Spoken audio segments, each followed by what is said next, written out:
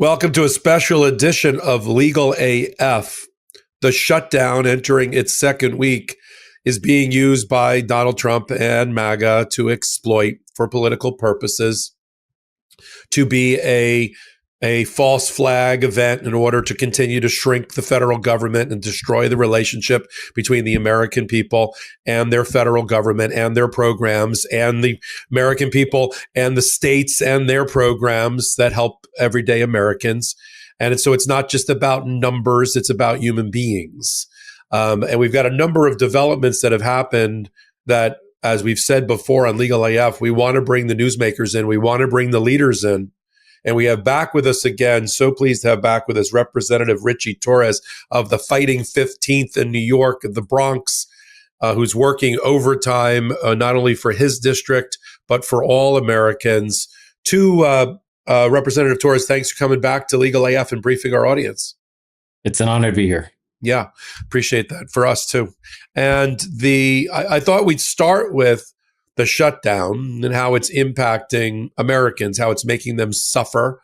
We have the first shutdown in American history where the president controls, where the party controls all three branches of government. Just to remind everybody, yes, he controls the House, he controls the Senate, and he has the White House. And yet we have a shutdown because of we can't get 60 votes in the Senate. You can't get 60 votes in the Senate because now is the time to sit and bargain and fix the things that you destroyed, Trump, with your budget bill. And of course, that was going to happen in negotiations and with leverage. And then as right before we're coming on the air, we get word that Letitia James has been indicted. Apparently, it's news to Pam Bondi at the Department of Justice. Politico is reporting she didn't even know that Lindsey Halligan was going in on Thursday to get the indictment. And she being a fierce New Yorker, fighting for the rights of people. And of course, you the same. I want to hear from you, Representative Torres, about Letitia James. But let's start with the shutdown. What are you seeing, and what can the American people do about it as we enter the second week of the shutdown? Well, I want to echo what you said. I mean, Republicans control the White House, the Senate, and the House of Representatives, and therefore are responsible for the shutdown. It is a Republican shutdown. The party that holds the power bears the responsibility. And Donald Trump and the Republicans are not only shutting down the federal government, they're shutting down the healthcare of tens of millions of Americans. I mean, first, the Republicans cut Medicaid by over $800 billion, which will cause 10 million Americans to lose health coverage. And now if Republicans refuse to reopen the government and extend the Affordable Care Act enhanced premium tax credits, then a total of 14 million people will lose health care. Up to 24 million people will see their premiums spiral out of control. And the majority of those people live in red states that Donald Trump won. 75% of the recipients of the ACA tax credits live in red states. So Donald Trump is not only betraying people in places like the Bronx, he's betraying the very people who voted him into office. And according to KFF, 80% of Americans, nearly 80% of Americans, are in favor of extending the Obamacare tax credits. And the 80% supermajority includes more than 90% of Democrats, more than 80% of independents, nearly 60% of Republicans. So not only do we have the moral high ground, but we are on the winning side of an 80-20 issue. I was at a local store today in Miami, and in the background, all I heard interspersed with Spanish was Obamacare, Obamacare, Obamacare. Yeah. I mean, this is hitting Americans and others where they live. And yet you have an administration that is not only spending, and everybody should sit down for this number, hundreds of millions of dollars to send the National Guard in to do local law enforcement and pick up garbage in parks, $200 million so far for DC alone. I haven't even done Illinois or Portland. Hundreds of millions of dollars blown there that could have been used to help Americans. You have that at the same time. How many more millions are being spent in a violation of the Hatch Act, Representative Torres, to put Kristi Noem up on the big screens while you wait in line at airports, telling you that the reason that you're waiting in line is because the Democrats have shut down the government? Look, for Donald Trump, the purpose of government is self-aggrandizement. Like, he's using government to aggrandize himself at the expense of the American people. And the American people are suffering deeply. You know, the single greatest burden that weighs heavily on American families is the crushing cost of healthcare. The cost of healthcare has become the leading cause of bankruptcies among American families and small businesses. Since 2000, the cost of healthcare has more than doubled, skyrocketing by about 121%.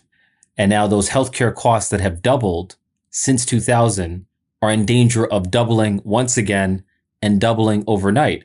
If Republicans refuse to reopen the government and extend those Obamacare credits, 24 million people will see their premiums rise by an average of 114%.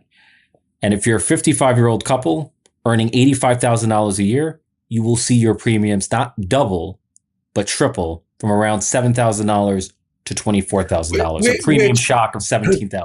Which, when you get past the numbers, right, Representative Torres, it's not going to double or triple because people are going to drop coverage, meaning they're not going to have health care, meaning we're back to emergency room health care, meaning people are going to die under the Trump administration and the way he's managing it that wouldn't have died statistically under a proper, dignified approach to health care, right? But keep in mind that healthcare providers are often the largest employers in most rural and urban counties. So not only is Donald Trump killing jobs, he's killing lives. Like, Donald Trump's assault on healthcare is dangerous and deadly, and it's going to have a disproportionately destructive impact on red states. There are 18 to 19 million recipients of ACA tax credits that live in red states that Donald Trump won. Yeah. Yeah, it's funny. And the mainstream media is sort of like, I don't know, they're just getting their eyes glazed over like donuts, or they just don't see the human dimension that somebody like you that actually represents a group of people. Because I saw them actually making fun of Hakeem Jeffries' live stream. Did you participate in that? I did not. I was not at the live stream. Yeah. And so Ben Meiselas, my podcast partner, participated, and they had a quote in Politico, I thought, trying to troll him a little bit, like where Ben intoned, I think appropriately, Americans are going to die because of Donald Trump's healthcare policy. Do you think that was that's something that's overstated or hyperbole? It is factually true. Like, the loss of funding for Medicaid and Obamacare will mean that the elderly and the disabled might lose access to home care and nursing homes and assisted living. It could mean that children with disabilities, children with autism, lose access to specialized therapy. It could mean that pregnant women lose access to maternal care and babies lose access to infant care. It could mean healthcare workers lose their jobs, lose their ability to put food on the table and pay their bills and keep their family afloat. So if you're living in the ivory tower of Washington, D.C., then you're disconnected from the everyday experiences of real Americans. But if you're living paycheck to paycheck, you know exactly the impact of the healthcare affordability crisis. Yeah, I guess one impact of the shutdown is you're in the Bronx today. instead of working for the Bronx in Washington, and you're in your office there. Look, we're driving home the message that the Bronx is the hardest hit by the Republican government shutdown and by the refusal to extend the ACA tax credits. You know, my district has the highest Medicaid enrollment in the country, 70%. Some tens of millions of Americans have been helped, up to 100 million, by a version of Obamacare. Another 10 to 20 million children, people, the poverty line, have all been helped.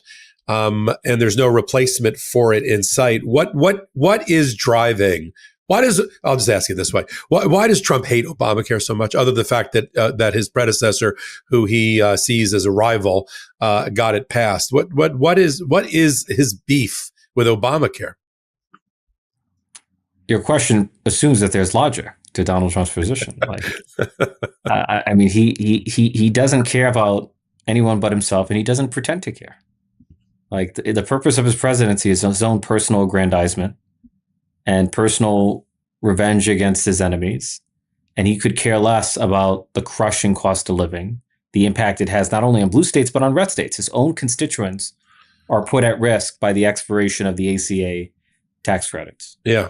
Yeah. The voting against your interest, your self-interest, has always been, it's a case study in bizarre Stockholm syndrome. Something's going on there where people are like, yeah, but I like his mean tweets. I'm like, yeah, but your family is dying and you don't have the home health nurse that you need. You have body parts being amputated. I think we shouldn't be like joking about Trump was right about everything, baseball caps, right? And there's one more program worth mentioning. The government shutdown represents an existential threat to the success and survival of the WIC program. Talk about that. What is WIC? Yeah, so WIC serves 40% of all infants in the United States. It provides nutritious food to nearly 7 million women, infants, and children, right? Nutrition, breastfeeding support. It's meant to support American families and American infants and children in the most formative and fragile years of their development. And if you're an infant or a child, there's nothing temporary about the impact of a temporary government shutdown. Like, the loss of the WIC program could inflict permanent damage on the health and development of America's infants. For an infant, nutrition is not a luxury, it is a lifeline. An iron deficiency can damage the brain. A vitamin D deficiency can damage your immune system. A protein deficiency can stunt growth. And so the impact of the government shutdown could have lifelong consequences for the most vulnerable children in America. Yeah, but the problem, as you know well, I'm preaching to the choir here, is you got Russ Vought and Stephen Miller, who don't give a damn about Americans. They're not human. They have no empathy or sympathy for Americans. They've never had to worry about in their own lives these issues, and they see everything as a number on a page or a ledger. I mean, Stephen Miller, as a victim of stunted growth, should be sympathetic. I've never met him in person. Is he a small man? He seems like a small man. He's a small. He looks small to me. Maybe. Well, I've said that Trump is the incredible shrinking presidency or person. He's just his hands are small. His hands are small, but the more that he does, everything about Stephen Miller seems to be small. That may be. So why don't we on that and bringing it to the attention of our audience? Yeah. What can we do about it? What our audience is always looking for a call to action. Midterms, of course, and voting registration and voting, of course. What can we do now? Look, at those of us who are Democrats have a choice. We can either stand by passively and do nothing, or we can fight. And we've chosen to fight for the healthcare of the American people. And we should be exerting pressure on Republicans, particularly the so-called moderate Republicans in swing states, to come to the negotiating table and broker a bipartisan compromise that reopens the government and that extends the ACA tax credits and keeps healthcare affordable. That's our ask. I was just going to say, is there anything else on the table except for, and explain to our audience exactly the issue that the Democrats would get behind reopening the government? Explain it to them in language that they'll understand. Look, there are several issues, right? Impoundment, rescissions, but the main issue is healthcare. Like, we want to keep healthcare affordable. We want to prevent people's premiums from spiraling out of control, right? We're not asking for a new program. We're simply asking for the same level of affordability that people are presently enjoying. And we're not talking, I imagine, about hundreds of billions of dollars, right? Although we should ask, by in what universe is it's morally acceptable to give tax cuts to billionaires, but not to give tax credits to working families? Why is it acceptable to subsidize luxury air travel for billionaires, but not subsidize the healthcare needs of the disabled and the elderly? We should ask that question as a society. Absolutely. Why is it appropriate to spend what will be upwards of $1 billion for the National Guard to do cosplay and abuse civil liberties? And if you're worried about that, then just give more money to local policing and set up appropriate academies so that civil liberties aren't violated, and get the National Guard out of the thing they don't do well, which is interacting with the public about First Amendment protests. And Donald Trump, as you know, is derailing or attempting to derail the most important infrastructure project in the country, Gateway, which is the most important infrastructure project in the Northeast Corridor, which is about 25% of the American economy. It's insanity. He loves New York, though. He's the king of New York. I think we're front and center in the enemies list of Donald Trump. But for me, Donald Trump is conducting himself like a mobster. Like he's essentially telling New York, nice gateway project you got there. Nice Second Avenue subway project you got there. It would be a shame if something happened to it. Absolutely. Yeah. And that's not a negotiation. That's extortion. Yeah. And Democrats refuse to be extorted. Yeah, absolutely. Yeah. Your daughter plays at 4 p.m. in that park around the corner, doesn't she? Be shame if something happened to her. Yeah, it's right out of that. Speaking of mob-like tactics, let's transition and talk about the Attorney General of New York, Letitia James. Just to frame it, she has spent a considerable amount of her time doing the right thing as a public servant, which is to go after the Trump organization and Trump for persistent fraud. She prevailed in front of Judge Engoron. She obtained a civil fraud judgment. She has a former federal judge as a monitor who still sits over the Trump organization. And there's some fighting now about the amount of the disgorgement, but the fraud has been established. It'll go up on appeal. Donald Trump, because she's part of a group that has sued him 40 times in the Trump administration. She's one of the leaders of the attorneys general around the country. That case I just described, the fact that she worked closely with Alvin Bragg, the Manhattan DA, in getting not one, but two separate sets of convictions against Donald Trump or his companies. We always knew that he was coming for Letitia James. And now you see like a little mini version of what she did to him, but over $17,000 with a ridiculous indictment that no self-respecting career prosecutor in the Eastern District of Virginia would touch. She had this time she did it herself. We'll have to see who she shows up in court with. Lindsay, Insta prosecutor, runner-up beauty pageant queen. Halligan goes into a grand jury. Lord knows what she told them. Lord knows what she didn't tell them about the house that Letitia James bought, I think, with family in Virginia.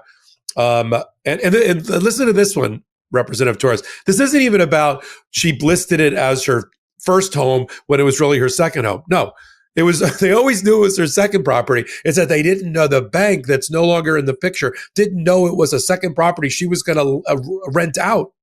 And I'm like, okay, what is the problem? Oh, she saved $17,000 over a 30-year mortgage. This is fraud, with evidence already out in the public, that the niece had the power of attorney and she signed all the papers. And just 72 hours before the indictment, the lead prosecutor in that office resigned. Oh no, she didn't resign. She's about to get fired though. She recommended that she let it be known that she was not going to recommend an indictment. And within 72 hours, Lindsay Halligan went in there and got it. Talk about Letitia James and what just happened and what should happen next. How she should fight this and why it's important. Tish James is a fighter, and she's going to fight these dubious charges to the bitter end. And Democrats like me stand fully behind her. But Donald Trump is a world-class hypocrite. He's never going to win the Nobel Peace Prize, but he certainly can go in the Guinness World Record as the biggest hypocrite. And he certainly has dethroned Richard Nixon as the most vindictive president in American history. But he embodies the very lawfare that he claims to oppose. Right? If you're an ethical prosecutor, you're supposed to go wherever the facts or evidence take you. He directed the Justice Department to prosecute Tish James regardless of the evidence and the facts. Like it is an abuse of the justice system, a weaponization of government at its most egregious and outrageous. And it's the latest salvo in Donald Trump's unrelenting war on American democracy. And for Donald Trump, the purpose of government is not public service. The purpose of government is personal aggrandizement and personal revenge. Absolutely. The indictment, which is up on our Legal AF Substack, has a section about forfeiture, which is almost exactly the disgorgement remedy that she sought against him. This is all except it's a criminal case against somebody. Because, and I have a theory, and you'll tell me if I'm right or wrong. Yeah. He knows he's not going to win this case. He knows he's not going to win the Comey case, but he wants it to be in their obituary that they got indicted, because he has it in his obituary that he's twice impeached and 3 times indicted and whatever and convicted of. And I think that's all this is ever about. Lindsay Halligan's never going to get that Senate confirmation. I don't think that's her goal here. Her role here is blind ambition of just doing whatever her boss says, regardless of what her law license requires her to do. And she's doing it. That's why nobody in Washington, you see Representative Torres, where's Todd Blanchett? Why aren't they indicting this through Washington? Why isn't Jeanine Pirro doing Comey? That's where the testimony ended up in the Senate. Oh no, Lindsay Halligan. Look, I have no insight into the warped mind of Donald Trump, but it's all about revenge. Like the one thing that he cares about more than anything else is exacting revenge on his political enemies like Tish James, Adam Schiff, James Comey. It's all about, I mean, that was this Trump 2.0 is the institutionalization of revenge. That's what it is. That's the story of his presidency. Yeah. You and I have always been in complete agreement on that. The only reason he ran was to run away from the conviction and from jail time. And to retribution against those that brought him down. And then third was to make, as like any dictator, was to make as much money as humanly possible for himself and his family and those around him.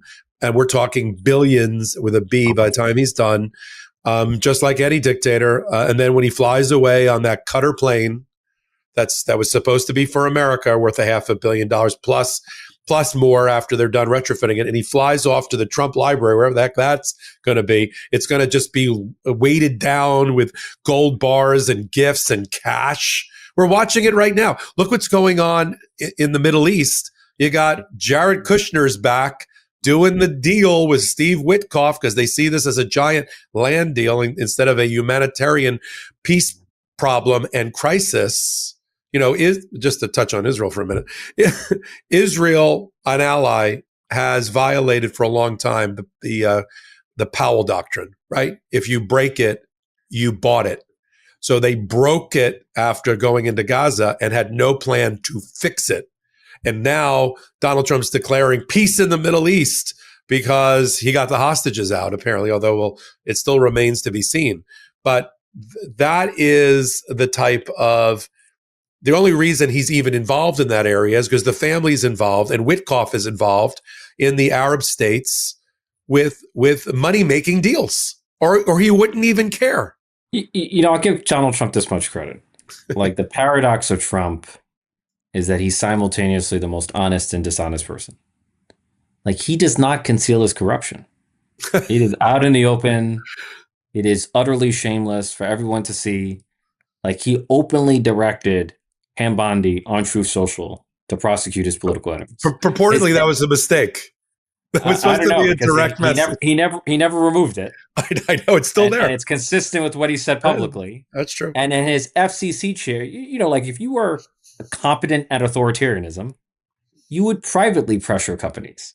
The FCC chair goes on a podcast and announces that if ABC refuses to hold Jimmy Kimmel accountable, there's going to be repercussions. You like that license of yours? It's all out in the open. So there's something honest about their dishonesty. Well, that's what the chief White House correspondent for NBC said to the media. She actually likes Trump, even though he hates her. At least they play this cat and mouse game all the time. She said he takes questions.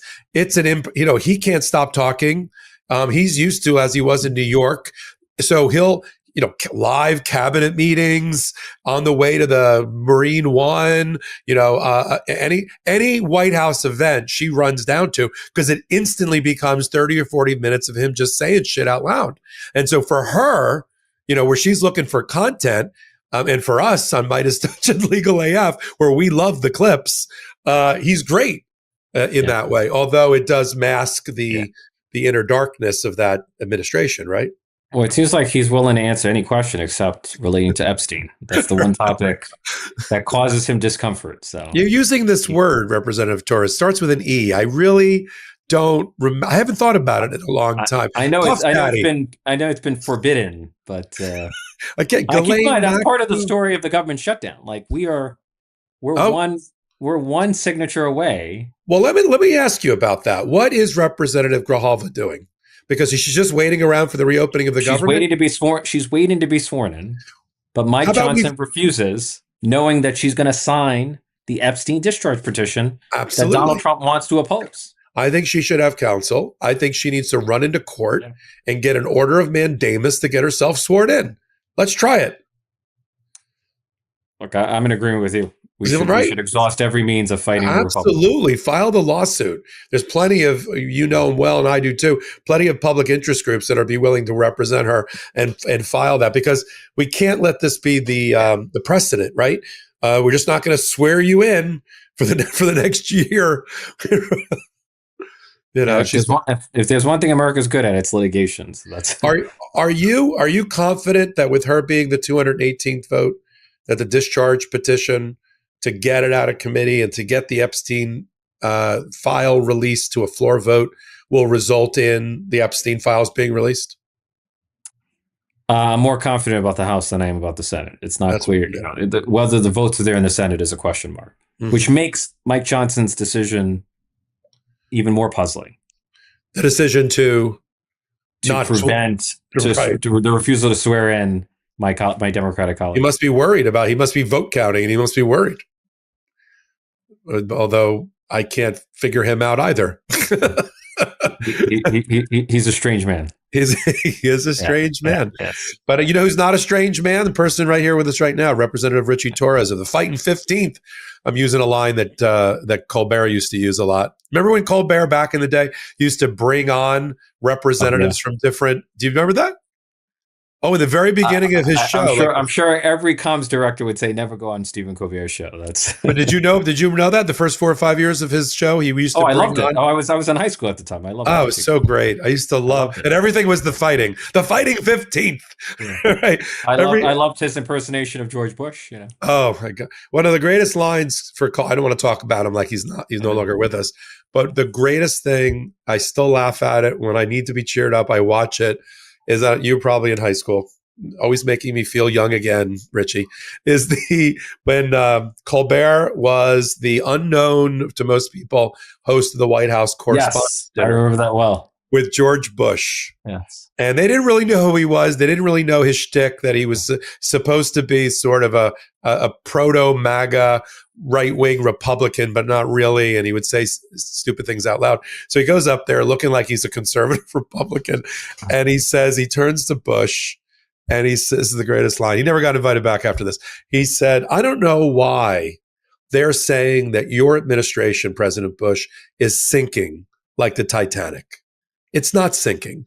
It's soaring like the Hindenburg. And there were like these confused looks and groans. Of course, people that liked Colbert laughed out loud. But we need more of that commentary coming from late night TV or wherever. Donald Trump's done a good job of silencing voices. We'll see what Saturday Night Live does this year, whether they're going to even take on this guy or not, or worried about their broadcast license.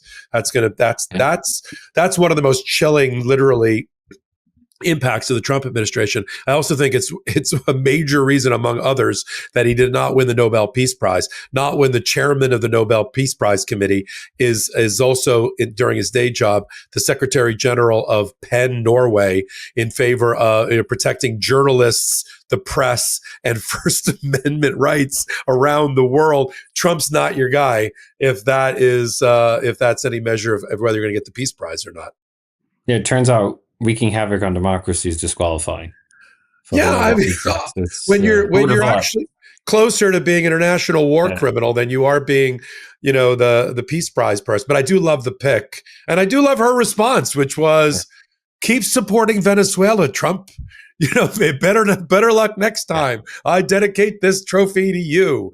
It was great. And the more I read about her or watch her interviews, I'm going to put up a poster of her in my daughter's bedroom. I mean, she is just so remarkable as a person, and hopefully will get into power and help the Venezuelan people, right? Absolutely. Look, but what good is a constitution and what good is a First Amendment if the courts are unwilling to enforce it? Yeah. And that's our problem. Yeah, we'll have you back. We have a lot to talk about. I mean, Illinois, we had a couple of good rulings, 2 different judges there. Ninth Circuit. The Supreme Court is the issue. Supreme Court's the issue in the Ninth Circuit. Yeah. We had it up on Legal AF Live. The oral argument was not good, and the Ninth is going to rule against Judge Immergut in Portland, and you're right. Then it's going to just get served up on a silver platter to the administration, and to the Supreme Court. We'll have to go from there, and we'll have you back, Representative Ritchie Torres. If you want to know more about his good works and what he's doing for the American people and for his district, the links are down below. You can follow him on Instagram and all of his socials, and of course his official account on social media and all of that. Representative Torres, thanks so much. It's always a pleasure when you can brief our audience. Always a pleasure. Take care. You as well. Can't get your fill of Legal AF? Me neither. That's why we formed the Legal AF Substack. Every time we mention something in a hot take, whether it's a court filing or a oral argument, come over to the Substack. You'll find the court filing and the oral argument there, including a daily roundup that I do called, wait for it, Morning AF. What else? All the other contributors from Legal AF are there as well. We got some new reporting. We got interviews. We got ad-free versions of the podcast and hot takes. Where? Legal AF on Substack. Come over now to free subscribe.